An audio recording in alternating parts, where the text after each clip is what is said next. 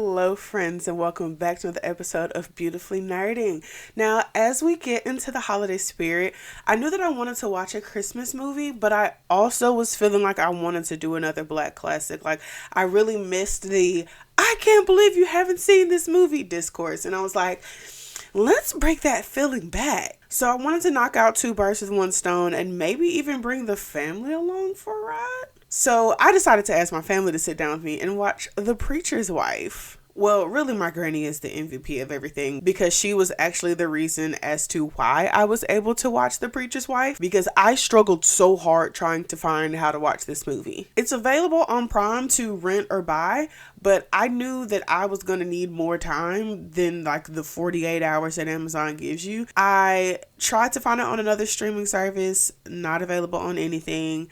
I went to my local bookstore to look for it, and I just would like to sidebar with McKay's, and I don't know if it's necessarily my McKay's or just McKay's in general, but I find it so hard to find actual Black classic movies there. That's not to say that they have to have all of the movies that I want. It just feels like there are a lot of movies for a particular crowd and none so much for others.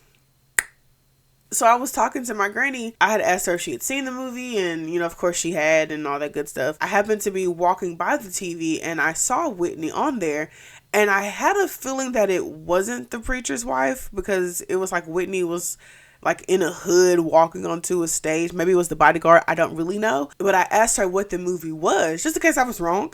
I've never seen The Preacher's Wife, so I don't know what she's doing in there. My granny said that she had seen The Preacher's Wife on TV the other day. And I was like, wait a minute. If it was on TV the other day, that means it's going to be on demand. That is how I watched The Preacher's Wife. Now let's get into the movie, because this is one of those movies that's like so built into the zeitgeist. Kind of feel like you've seen it without having seen the movie. But I knew I hadn't seen it because all I really knew about it was that Denzel is an angel, that Whitney Houston is in it, and that Whitney Houston about cheats on her husband with an angel. I was really confused how a movie called The Preacher's Wife left everyone with a funny synopsis of mystical infidelity.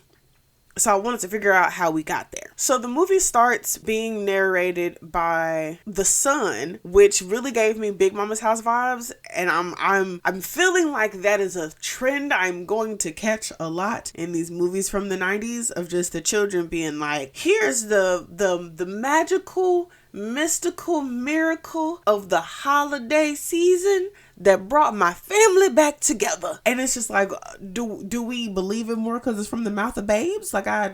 Okay. So we open with like a scene in the church. Now, I love me some Jennifer Lewis, and I know that Jennifer Lewis has been an icon for a good long time. But I was like, the math is not mathing. I don't think Jennifer Lewis would have been old enough to play Whitney Houston's mama in this movie. And I looked it up. Whitney Houston was 33 when the movie came out, and Jennifer Lewis would have been about 39 when the movie came out. Because when I said that out loud to my granny, because I was like, there can't be an age gap like that between the two of them. But my granny was like, no, like she's old enough to play her mama.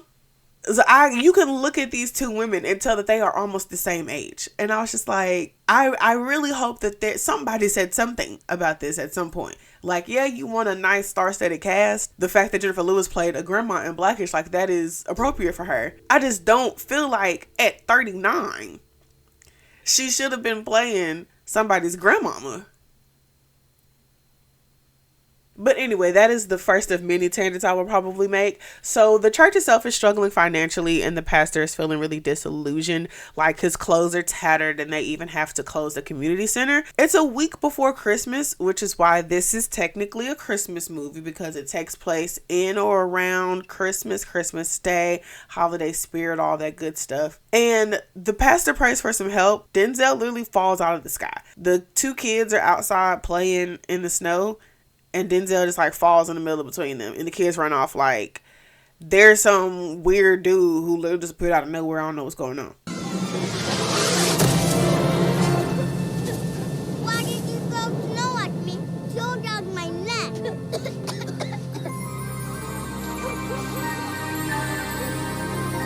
Wow. Huh? Where'd you come from? Uh-oh. okay? No. And the baby tries to tell the grown-ups that, like, hey, some dude in a gray suit just fell out the sky.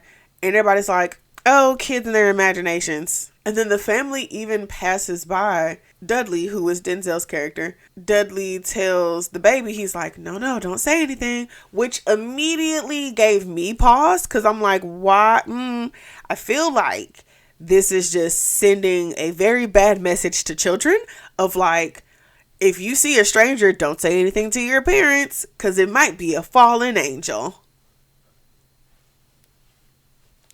Huh? And so there is a secondary story going on in which we see a store getting robbed, and there's some racial profiling, and this kid gets arrested just because he was black and there, and the people who actually robbed the store got away but dropped the gun. So the kid was standing in front of the gun and just, wrong place, wrong time, racial profile and all that good stuff. Anybody asked no questions. They was just like, oh, him right there, that's the guy who robbed the store. If he robbed the store, why would he still just be standing right there? Like, you just saw a black kid and was like, that's who did it, officer. Okay, like, even the officers ain't asked no questions. Like, but the movie's got a movie. You gotta suspend the disbelief. So after helping the family of the teen get a lawyer and get a ride home, the pastor is sitting in his car and his car isn't starting. The pastor begins to pray and he's like, if you're really up there, I could really use your help.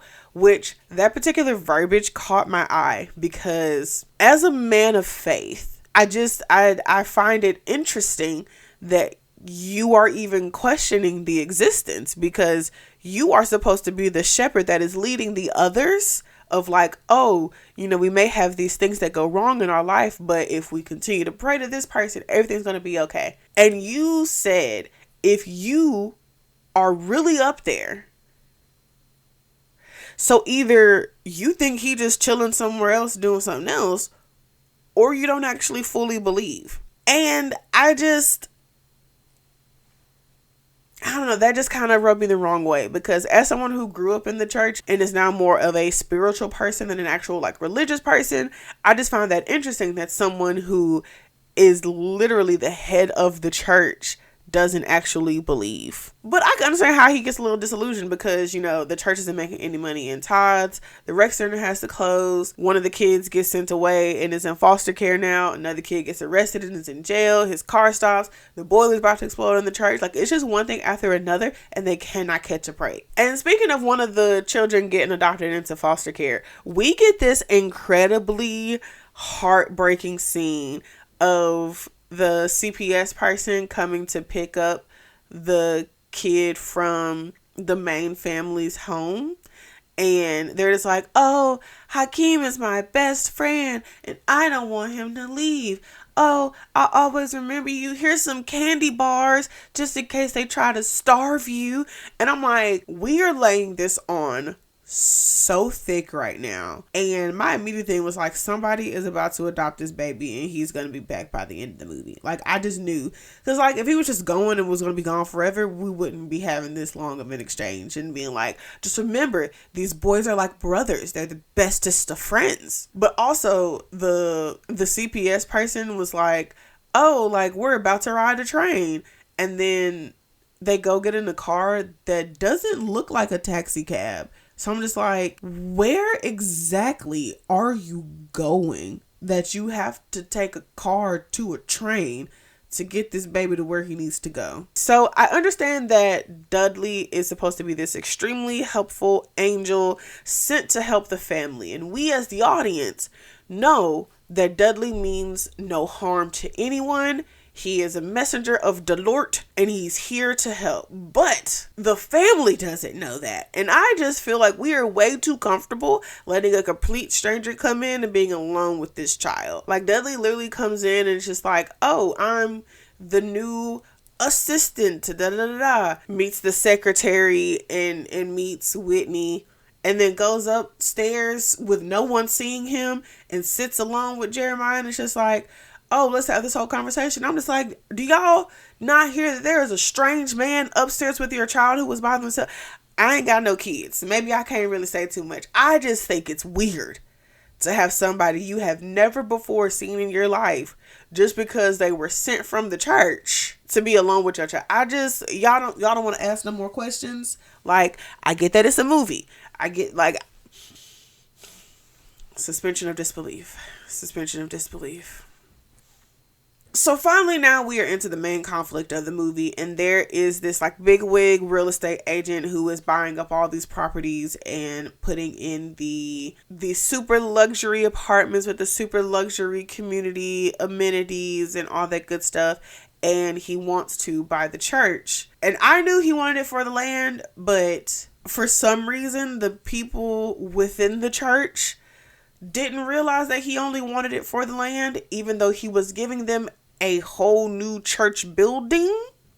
And it's like, so if he's gonna build y'all a new church, what would he need the old church for anymore? Like, the council and the pastor, they're over the old building. You know, the old community isn't tithing anymore. Like, they're not feeling not being able to pay their bills anymore. And they are so excited to be like, oh my goodness, yes, Mr. Real Estate Agent, come in and buy the church and we'll move over here to this other community. Okay. We'll move over here to this other community full of people who can do X, Y, Z, and the third. And it's just like, the church is here in this area to serve this community. Like, the full spirit of the church is not going to exist somewhere else just because you have the same deacon board and pastor. But in order for the conflict to continue, you know, the pastor has to be like, I went ahead and sold the church to the real estate agent, and he's going to get us a new boiler, and we're going to move to somewhere else to get a whole new building. And Whitney is furious because this was her daddy's church, and he passed the church on to the current pastor. And Whitney's like, so you sold my daddy's church for a boiler. Which she's not wrong, because at the end of the day, that's what happened. Like, old boy was like, I'll get y'all a new boiler. And pastor was like, where do I sign and when do we move to the new location? I feel like one of the funniest underlying story beats for me is that Dudley's purpose in being back on Earth is to help Henry in his situation. Because Henry prayed for help and now Dudley's here. So Dudley is here to help Henry. And when the movie first started, I assumed that the help that was needed was to save the church. But it started to continue more, and it was, no, we have to help Henry become a better man. And that starts with saving Henry and Julia's marriage. And so he's trying to like set up these things of like, oh, take Julia dancing. Like, oh, like do this, do that, and the third. And Dudley is essentially trying to enter himself to help on the back end so that Henry can be more present with Julia. Henry is the pastor of a close community church. And so he does need to be in a lot of different places. I just feel like the issue that needed to be fixed wasn't, oh, Henry isn't spending enough time with his wife. It's the fact that Henry isn't spending time with his wife because he does not know how to delegate his task to the rest of the people who are helping within the church. Henry is helping the kid who gets arrested to try to find a lawyer and get this kid out of jail. Okay. He is also serving food at the community, whatever meal service thing or whatever. Okay. He's also delivering baskets of food to various community members. Okay. He is also like, he literally is doing so many things that like, you have a team of people around you. You do not have to be everything for everybody. And I just feel like all of that burnout was reflecting into his marriage because he was bringing all of that home because they didn't have any time for each other, which is fair. But it's just like, the issue isn't that he doesn't love his wife or he doesn't be like, the issue is that he doesn't know how to delegate his time and his needs. If you're going to come in and be his assistant, then be his assistant. Help him delegate tasks. I just feel like the focus of, I see all these issues with the church and how you're doing 50, 11 things within the church, but that marriage though, let's focus on the marriage. And I just feel like had Dudley actually came and did what he needed to do, which was help within the church, which is what he said he can do. Like, his cover lie was that the church council sent him. So then help within the church. Like, you don't have to insert yourself in the marriage. Because if you take some of the stuff off of his plate and then be like, hey, maybe I should go dancing, and now you have time because I've told Deacon whoever and Mother somebody to go do this thing instead, then they could have went and did that on their own. Like, I promise I enjoyed the movie. It was just a lot of things that confused me. But Dudley does insert himself in the marriage. He tells Henry that he needs to spend some time with Julia, and it's like, oh, y'all should go dancing. So Julia is upstairs getting ready. Henry is like, oh, I have to go give blankets to the so-and-so church member who was in the hospital, which again is a job that could have been done by literally anybody else. And so he's not able to take Whitney dancing. And so Henry is like, oh, Dudley, you just take her dancing, which that don't seem realistic. I just don't feel like a husband is going to send his wife dancing with a random man. Because he literally didn't trust this dude 20 minutes ago. And now all of a sudden you're like, oh yeah, go take my wife dancing. Julia and Dudley end up going to the dance club that Henry actually proposed to Julia at. Lionel Richie is there. And I guess I was going to say that he was Julia's ex. But like, honestly, I don't think that's right. Because if it feels like Julia and Henry have been together literally since they were like 12 months. Maybe Lionel Richie was just sweet on Julia. I don't really know. Dudley starts getting jealous. I think that jealousy was supposed to be portrayed to us, the audience, as, hey, I'm working to try to get Julia and Henry back together, and you coming in and flirting with Julia is only going to make my situation harder. But it definitely came across as, Abra, who are you trying to step in with my girl? We're trying to have a good evening, and you coming in here with your light-skinnedness and you messing it up. At least that's how I took it. Whitney ends up going to sing at the jazz lounge. This is like the third or fourth time that Whitney has sung in this movie at this point. And it was at this point I realized that, like, I feel like that this movie was simply made to have Whitney sing. And they were like, we're going to write some songs and then we'll put a movie around it. Because Whitney sings so much in this movie. That's not an issue for me. Like, I love listening to Whitney Houston sing. But she's singing so much that I'm just like, I feel like the movie was an afterthought. I feel like the first and foremost plan of this was to have Whitney sing. And the fact that people love to play the Preacher's Wife album as Christmas music lets me know that, like, oh yeah, no, this was exactly what it was. Like, the soundtrack was more important than the movie itself, because there's so many plot holes in this movie. Julia and Dudley come back home. It's like super, like, they come in like giggling and whatever. As Julia is putting her coat up, she's like, oh, be quiet, like, we're gonna everybody sleep, we're gonna wake them up. And the pastor's like, not everybody, and like turns on the light because he's sitting there in the living room and he is heated. His wife was out with this man till who knows what time. I think it was like 2:30, like late into the morning, and was out with this man who I guess he just finally remembered that he don't know this man. Dudley and Henry get into it. Dudley is just like, you know, you need to be paying attention to your wife and this, that, and the third. And Henry is just like, I don't care who you are. I don't think you know Angel no more. And he goes to like throw Dudley's like rule book in the fire and it like explodes.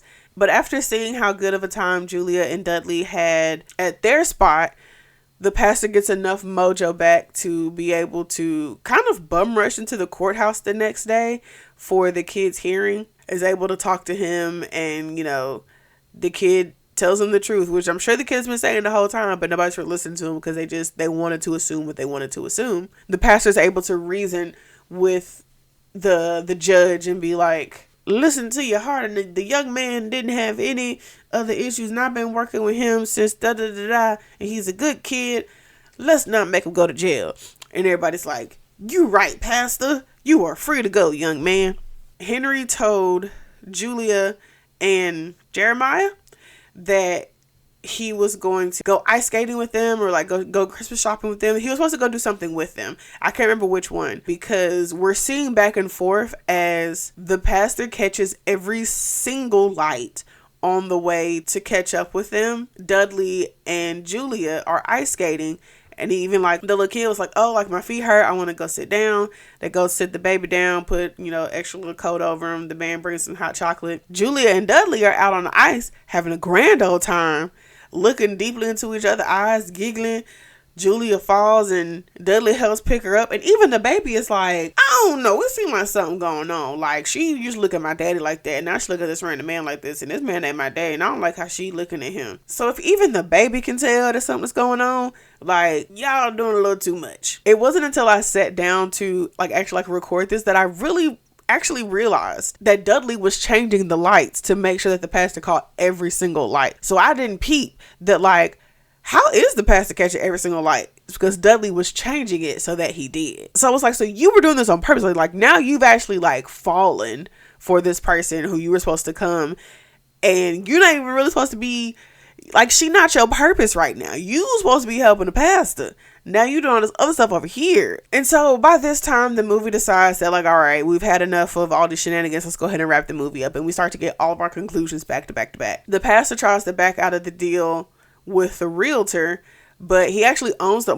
mortgage to the church now, and he's planning on tearing it down. Pastor decides to use the Christmas sermon to let the congregation know. And I'm just like, way to ruin the holiday. Why would you wait until the actual sermon of hey, I know we're here to celebrate the birth of Jesus Christ. The church is actually going to get torn down now because I don't own it no more. The realtor does, and he going to put a parking lot here. I don't think that should be your Christmas message. Even though Henry has told Dudley to stay away from them, that he doesn't want him here anymore, all this good stuff, Dudley can't go until his job is finished. He has one final act to save Christmas and decides to go to Joe, who was the real estate agent, and completely traumatizes this man, okay? It's fully giving the Ghost of Christmas Past. Dudley is playing on the piano, and he gets up and the piano is still playing. He goes and makes the radio play, but the radio is supposed to be broken. Joe was like, nah, you ain't gonna get me that fast. It's gonna take more than that to get me, but he's shaking as he trying to take a drink. And so it's time for the Christmas Day service. The pastor goes off script and stands up for the congregants of the church and gives such a rousing speech that he saves the church. And now Dudley is gone because he's done his job. He has helped the pastor remember the meaning of why he's doing what he is doing, but we still haven't learned the lesson of let's delegate things. So we're going to end up right back in the same position.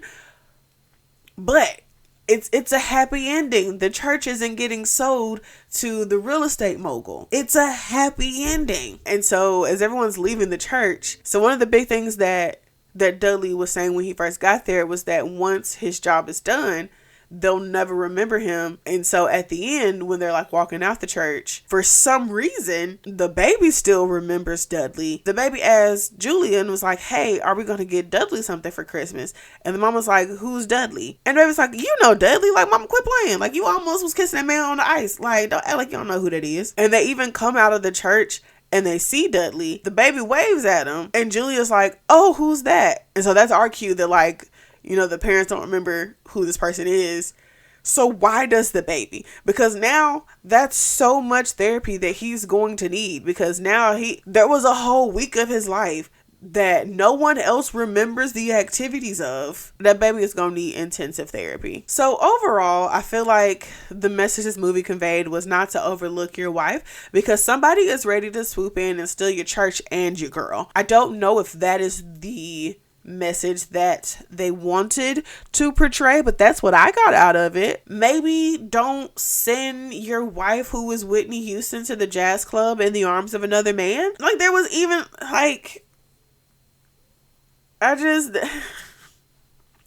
I promise I had fun watching this movie. But yeah, thank you all so much for watching. I hope you all have a wonderful holidays with whatever your plans are. If you're spending with family, if you're spending them by yourself, I hope you have an amazing and wonderful time. And I will catch you all next year. Bye.